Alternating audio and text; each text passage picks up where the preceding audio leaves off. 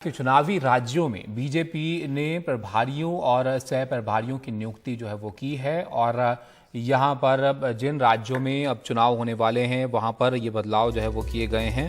और आपको बताएं जो ये बदलाव हैं उसमें केंद्रीय संसदीय कार्य मंत्री प्रहलाद जोशी राजस्थान के चुनाव प्रभारी बनाए गए हैं। गुजरात के पूर्व डिप्टी सीएम नितिन पटेल और हरियाणा के नेता कुलदीप बिश्नोई सह प्रभारी यहाँ पर होंगे। और ओम माथुर को छत्तीसगढ़ का चुनाव प्रभारी बनाया गया है। केंद्रीय स्वास्थ्य मंत्री मनसुख मांडविया सह चुनाव प्रभारी यहां पर हैं। केंद्रीय पर्यावरण मंत्री भूपेंद्र यादव मध्य प्रदेश के चुनाव प्रभारी हैं और केंद्रीय रेल मंत्री अश्विनी वैष्णव सह चुनाव प्रभारी यहां बनाए गए हैं। प्रकाश जावड़ेकर तेलंगाना के चुनाव प्रभारी हैं और केंद्रीय महासचिव सुनील बंसल को यहाँ पर सह चुनाव प्रभारी बनाया गया है। तो ये नियुक्तियाँ जो है वो की गई हैं।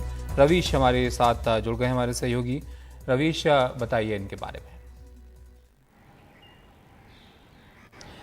अच्छा, देखिए, एक बहुत बड़ा फेरबदल संगठन में हुआ है क्योंकि ये जो चारों राज्य हैं इसमें अभी विधानसभा का चुनाव होना है और उसके मद्देनजर कई दिनों से इस बात की अटकलें लगाई जा रही थी कि बीजेपी कई अपने जो कैबिनेट मिनिस्टर है उनको संगठन में नई जिम्मेदारियां दे सकती है। तो वही हुआ कि प्रहलाद जोशी, आप देखिए कि ये भी केंद्रीय मंत्री हैं, इनको राजस्थान का प्रभारी बनाया गया है, जबकि जो छत्तीसगढ़ में सह प्रभारी बनाया गया है वो मनसुख मांडविया जो कि स्वास्थ्य मंत्री हैं उनको बनाया गया है। मध्य प्रदेश में देखिए भूपेंद्र यादव जो प्रभारी हैं और अश्विनी वैष्णव ये दोनों ही मिनिस्टर हैं और इनको अब यहाँ से मध्य प्रदेश के संगठन की जिम्मेदारी सौंपी गई है क्योंकि लगातार मध्य प्रदेश के संगठन के बारे में खबरें आ रही थी कि चुनाव के मद्देनजर जहां जहां पर कमजोरी है वहां पर बीजेपी क्या करेगी। तो एक नई रणनीति के तहत बीजेपी ने अपने आप देखिए कि 4 जो मिनिस्टर हैं, जो कैबिनेट मिनिस्टर हैं, उनको जो है वो संगठन में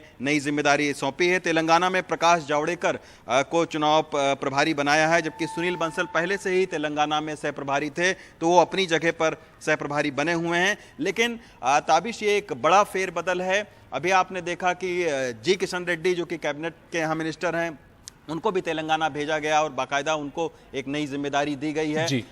तो अभी 4 राज्यों के अभी आज ये नामों की घोषणा हुई है। 2 और राज्यों के संगठन में भी फेरबदल की तैयारी अभी चल रही है। कुछ दिन में हो सकता है कि उनके भी नए नाम आए।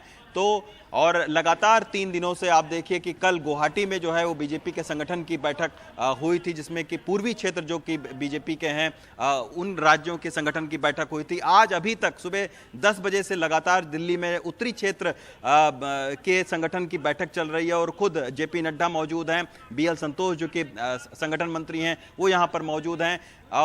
तो राजस्थान के मद्देनजर वसुंधरा राजे यहाँ पर मौजूद हैं, CP जोशी जो कि प्रदेश अध्यक्ष हैं वो यहाँ पर मौजूद हैं। और जब ये बैठक चल ही रही है तब राजस्थान के भी जो चुनाव प्रभारी हैं उनको जो है वो प्रहलाद जोशी को अब बना दिया गया है।